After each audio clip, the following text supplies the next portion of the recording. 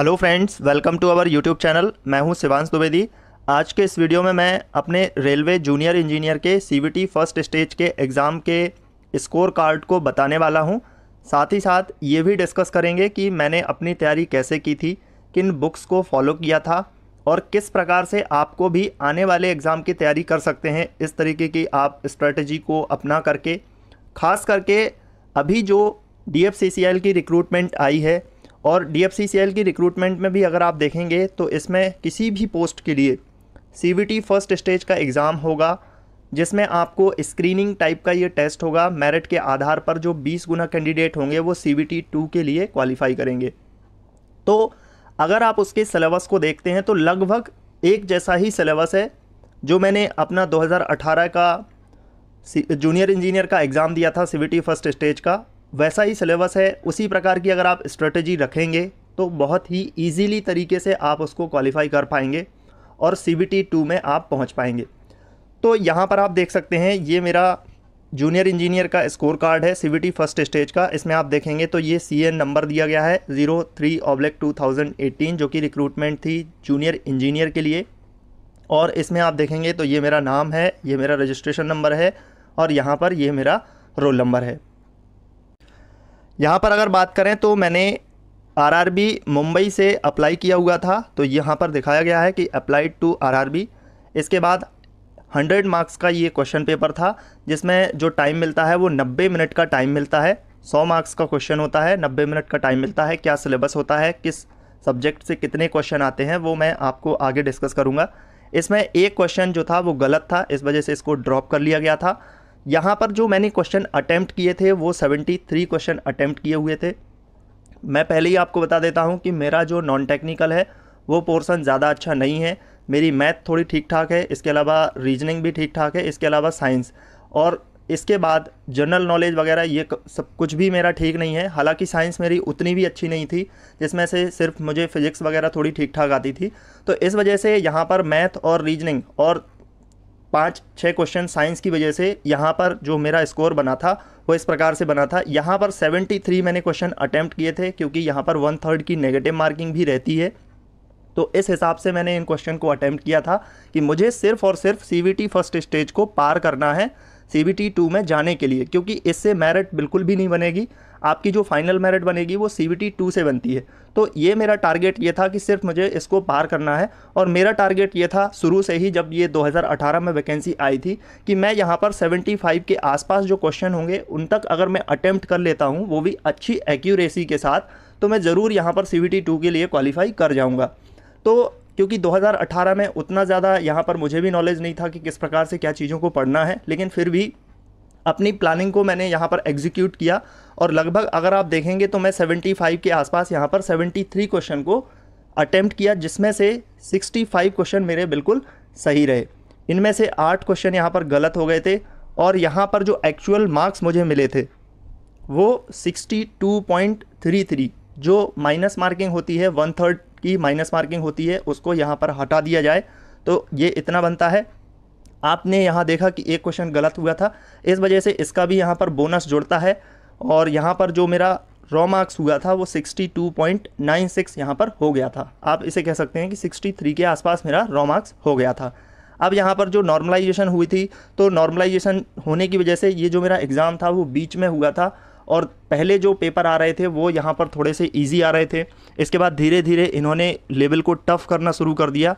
जैसा कि लगभग हर एग्ज़ाम में ऐसा ही होता है कि शुरुआत में जो पेपर आते हैं वो थोड़ा सा इजी आते हैं, लेकिन बाद में धीरे धीरे जाते जाते ये एग्ज़ाम के लेवल को टफ़ करना लगते हैं।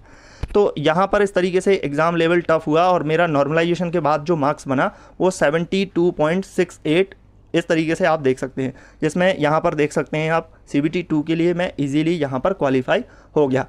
और अगर आप कट ऑफ को देखेंगे तो मैं यहाँ पर कट ऑफ लेकर के नहीं आया हूँ, लेकिन मैं आपको एक रॉ बता देता हूँ कि जो कट ऑफ बना था वो 70 के आसपास बना था। 70 से लेकर के 72 इस तरीके से ये कट ऑफ बना था, तो मैं लगभग हर पोस्ट के लिए यहाँ पर क्वालिफाई हो गया था। तो ये आप देख सकते हैं मेरा एग्ज़ाम ग्रुप है इलेक्ट्रॉनिक्स एंड अलाइड इंजीनियरिंग। तो इस तरीके से ये मेरा CVT 1 का स्कोर कार्ड रहा।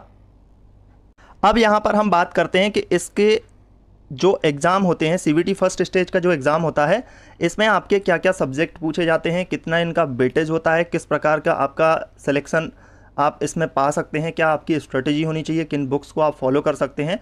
तो DFCCIL की जो भी कैंडिडेट तैयारी कर रहे हैं वो भी इसको ज़रूर देखें, क्योंकि CVT फर्स्ट स्टेज के एग्ज़ाम में लगभग इसी प्रकार की चीज़ें आपको देखने को मिलेंगी, ज़्यादा कुछ खास वेरिएशन होता नहीं है उसमें। तो यहाँ पर अगर मैथ की बात करें तो 30 नंबर की मैथ थी और हर एक क्वेश्चन के लिए 1 मार्क्स यहाँ पर मिलने वाला था और 1/3 की ये नेगेटिव मार्किंग भी यहाँ पर अप्लाई की गई थी। 25 नंबर की यहाँ पर रीजनिंग थी। इसके अलावा जनरल अवेयरनेस ये 15 नंबर की थी। इसके अलावा जनरल साइंस ये 30 नंबर की थी। तो उस टाइम पे क्या था कि 2018 में ये एग्ज़ाम इसका नोटिफिकेशन आया था और 2019 के आसपास इसका जो है वो CVT फर्स्ट स्टेज का एग्ज़ाम हुआ था और मई में हुआ था ये एग्ज़ाम। मुझे जहाँ तक याद है कि मई में ये एग्ज़ाम हुआ था और इसमें मेरी जो मैथ थी वो थोड़ा ठीक ठाक थी। इसके अलावा रीजनिंग भी ठीक ठाक थी। जनरल अवेयरनेस में मेरा कोई खास इतना ज़्यादा वो नहीं रहा है और इसमें भी मुझे कुछ ज़्यादा आता नहीं है। जनरल साइंस की बात करें तो उस टाइम पे मेरी सिर्फ फिजिक्स और केमिस्ट्री ही ठीक थी। साइंस में अगर बात करें बायोलॉजी की तो वो उतनी अच्छी नहीं थी। तो इस प्रकार से ये हमारा यहाँ पर स्कोर रहा था, इस वजह से 63 के समथिंग। यहाँ पर रीजनिंग में क्या हो गया था कि रीजनिंग में एग्जामिनर ने क्या किया था, वहाँ पर जो शुरुआत में क्वेश्चन आ रहे थे, लेकिन जब मेरा एग्ज़ाम था उस टाइम पे क्या हुआ था कि यहाँ पर रीजनिंग में जो आपकी नंबर सीरीज़ होती है उससे लगभग 8 से 10 क्वेश्चन एक साथ आ गए थे नंबर सीरीज़ से। 25 में से 8 से 10 क्वेश्चन एक साथ आ गए थे नंबर सीरीज़ से और इन क्वेश्चन को लॉजिक के साथ अटेम्प्ट करना पड़ता था, लेकिन टाइम वहाँ पर सिर्फ 90 मिनट का मिल रहा था। इस वजह से कुछ ऐसे क्वेश्चन थे जो बहुत ज़्यादा फंसा रहे थे, तो इस वजह से यहाँ पर टाइम टेकन भी हो रही थी, चीज़ें यहाँ पर ज़्यादा आपका टाइम ले रही थी। तो इसी वजह से मेरा नॉर्मलाइजेशन में जो है वो मार्क्स बढ़ा था और मैंने उस टाइम पे जब एग्ज़ाम दिया तो एग्ज़ाम के हिसाब से मुझे समझ में आ गया था कि ये जो है आपका, अगर मैंने 70 क्वेश्चन भी यहाँ पर अटेम्प्ट कर लिए और उसमें भी अगर मैंने 7 से 8 क्वेश्चन गलत भी कर दिए, उसके बावजूद भी मैं यहाँ पर CVT 2 में क्वालिफाई ईजिली कर जाऊँगा, क्योंकि यहाँ पर नॉर्मलाइजेशन में मेरे मार्क्स ज़रूर बढ़ेंगे। तो इस प्रकार से ये आपके यहाँ पर वेटेज रहने वाला था। यहाँ पर आप इसके स्कीम को भी देख सकते हैं। प्रोसेस सिलेक्शन प्रोसेस जो होती है उसको यहाँ पर 90 मिनट का टाइम मिलता है, 100 क्वेश्चन रहते हैं। ये CVT फर्स्ट स्टेज का एग्ज़ाम है जो कि यहाँ पर स्क्रीनिंग टाइप का होता है, इसमें ये चीज़ें भी बताई हुई हैं। इसके बाद यहाँ पर CVT 2 होगा जो कि मेरिट बनता था और उसके आधार पर सिलेक्शन होता था। यहाँ पर अगर आप देखेंगे तो ये आपका सिलेबस दिया हुआ है, मैं सिलेबस भी लेकर के आया हूँ आपके लिए। या आप देख सकते हैं कि आपके मैथ में जो टॉपिक हैं वो इस तरीके के टॉपिक हैं, आप वीडियो को पॉज करके देख सकते हैं। जनरल इंटेलिजेंस एंड रीजनिंग में इस तरीके से हैं, तो मैथ यहाँ पर 30 मार्क्स की थी, जनरल इंटेलिजेंस एंड जो रीजनिंग थी वो 25 मार्क्स की थी, जनरल अवेयरनेस यहाँ पर 15 मार्क्स की थी और जनरल साइंस यहाँ पर 30 मार्क्स की थी। तो इस प्रकार से ये आपका यहाँ पर वेटेज रहा था और इस प्रकार के टॉपिक वहाँ पर एग्ज़ाम में पूछे गए थे। अब यहाँ पर बात कर लेते हैं कि आपको इस एग्ज़ाम की तैयारी के लिए किस प्रकार से किन बुक्स को फॉलो करना होगा। तो चाहे आप रेलवे जूनियर इंजीनियर के CVT फर्स्ट स्टेज के एग्ज़ाम की तैयारी कर रहे हों, चाहे आप DFCCIL के एग्ज़ाम की किसी भी पोस्ट की तैयारी कर रहे हों, लगभग एक जैसी चीज़ें हैं यहाँ पर और एक जैसे ही क्वेश्चन के लेवल यहाँ पर रहने वाले हैं। तो अगर मैं बात करूँ मैथ की, तो देखिएगा, अगर आपका मैथ जो है बिल्कुल बेस पे है, ज़्यादा उसका बेस बना नहीं है, तो सबसे पहले तो आपको किसी अच्छे टीचर से मैथ को पूरी तरीके से कवर करना होगा। जैसे मान लीजिएगा आप किसी कोचिंग में जाते हैं तो कोचिंग में जा सकते हैं, अगर नहीं जाते हैं तो YouTube पर भी बहुत अच्छे अच्छे टीचर्स हैं, उन टीचर्स से आप पढ़ सकते हैं और बहुत सारे टीचर्स के फ्री ऑफ कॉस्ट जो है उनके वीडियोस पड़े हुए हैं। तो आप किसी भी एक टीचर को फॉलो कर सकते हैं, उनके जिन भी टीचर ने अच्छे लेवल के क्वेश्चन करवाए हुए हैं, अच्छे तरीके से उनको करवाया है, जो भी आपको समझ में आता है, उन टीचर से आप पहले तो अपने सारे टॉपिक्स को कवर कर लीजिएगा। कवर करने के बाद क्या होगा कि आपको इसके बाद प्रीवियस ईयर क्वेश्चन ज़्यादा फोकस करने होंगे। आप किसी बुक को अगर लें तो उसमें अगर प्रीवियस ईयर क्वेश्चन है, खास करके रेलवे के, तो उन क्वेश्चन को अगर आप ज़्यादा टाइम देंगे तो ज़्यादा आपको बेनिफिट उससे मिलने वाला है। तो इसके लिए जो बुक आती है वो यहाँ पर एक प्लेटफॉर्म नाम से एक बुक आती है जो कि रुक्मणी पब्लिकेशन की बुक है प्लेटफॉर्म की, उस बुक को भी आप फॉलो कर सकते हैं। इसके अलावा यूथ कंपटीशन की भी बुक आती है। इन दोनों बुक्स में फ़र्क क्या है, तो यूथ कंपटीशन की जो बुक होती है उसमें क्या होता है कि ऊपर क्वेश्चन लिखा हुआ है और उसके बाद यहाँ पर नीचे ही उसका आंसर लिखा होता है और उसका सॉल्यूशन भी लिखा होता है। तो कई बार क्या होता है कि आप क्वेश्चन को पढ़ते हैं, उसके जस्ट बाद आंसर को देख लेते हैं, तो थोड़ा सा आप उस चीज़ को अगर आप प्रेफर कर सकते हैं कि आप क्वेश्चन के आंसर को छुपा करके अगर सॉल्व करते हैं तो वो आप कर सकते हैं। अदरवाइज़ आप फिर यहाँ पर रुक्मणी की बुक को ले सकते हैं। अब इन दोनों बुक में क्या अंतर होता है, एक बुक में अंतर तो ये होता है, और दूसरा यूथ बुक जो होती है उसमें क्या होता है कि आपके मिक्स क्वेश्चन नहीं होते हैं। आपका मतलब कि नंबर सिस्टम है तो सभी नंबर सिस्टम के क्वेश्चन होंगे। तो आप चाहें तो जिस प्रकार से भी आपको ये अच्छा लगे आप उस बुक को फॉलो कर सकते हैं। दोनों प्रकार की बुक मार्केट में अवेलेबल हैं, तो उनमें से आप किसी भी एक बुक को ले सकते हैं जिसमें प्रीवियस ईयर क्वेश्चन दिए हुए हैं और ख़ास करके रेलवे के क्वेश्चन दिए हुए हैं। तो इस प्रकार से इसमें आप देख रहे हैं कि ये रुक्मणी की बुक है, इसमें आपको 2018 से लेकर के 2022 तक के सारे यहाँ पर आपको क्वेश्चन मिल जाएंगे। तो इसको आप यहाँ पर सॉल्व जरूर कर लीजिएगा, एटलीस्ट एक बार तो इसको सॉल्व कर लीजिएगा। जो क्वेश्चन आपसे नहीं बन रहे हैं उनको सीखने की कोशिश कीजिएगा और उनको बार बार प्रैक्टिस कीजिएगा। इसके अलावा रीजनिंग की अगर बात करें तो रीजनिंग में भी यही आपको करना होगा कि सबसे पहले तो आप अपने सिलेबस के टॉपिक्स को देखिएगा। जो टॉपिक आपको बनते हैं वो ठीक है, जो टॉपिक आपको नहीं बनते हैं उनको किसी अच्छे टीचर से उसको कवर कीजिएगा। कोचिंग में कर सकते हैं तो ठीक है, नहीं कर सकते तो आप यूट्यूब पे कर सकते हैं। यूट्यूब पर भी बहुत अच्छे अच्छे टीचर हैं, उनसे आप उसको कवर कर लीजिएगा। जिस भी टीचर को आप अगर पढ़ना चाहते हैं, जो भी आपको समझ में आता है उससे आप इसको कवर कर सकते हैं। उसके बाद आपको रीजनिंग में भी प्रैक्टिस ही करनी होगी, और प्रैक्टिस करने के लिए आपको प्रीवियस ईयर क्वेश्चन ही लगाने होंगे, वही आपके लिए सबसे ज़्यादा बेनिफिट रहेंगे। तो इसमें आप रेलवे की ये जो आपकी रुक्मणी पब्लिकेशन की बुक आती है, प्रीवियस ईयर क्वेश्चन को आप लगा सकते हैं। ये बुक भी आपको मार्केट में अवेलेबल हो जाएगी। इसके बाद बात करते हैं साइंस की। तो साइंस की तैयारी के लिए आपको जो एनसीईआरटी है, एनसीईआरटी की जो सरकारी बुक आती है, इस प्रकार से आप देख सकते हैं, ये 9th की बुक है, एक 10th की बुक है।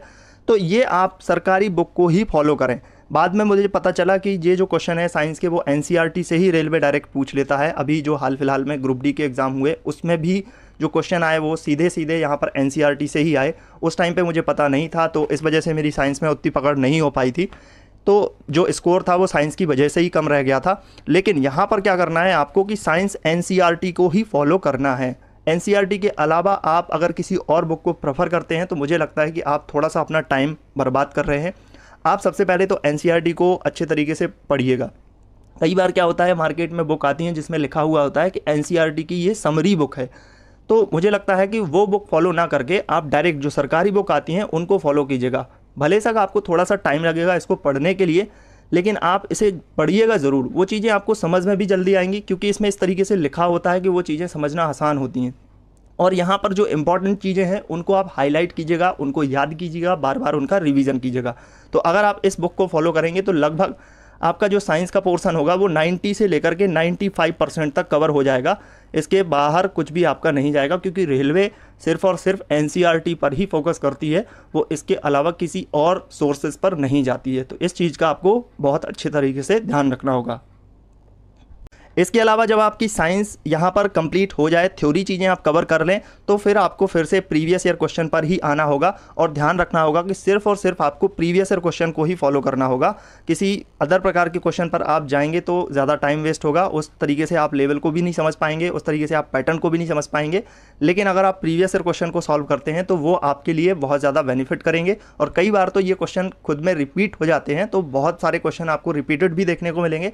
एज इट इज क्वेश्चन ही मिलेंगे, तो उनका जो पैटर्न होता है, उनका जो कह सकते हैं लेवल होता है, वो ज़रूर आपको देखने को मिलेगा।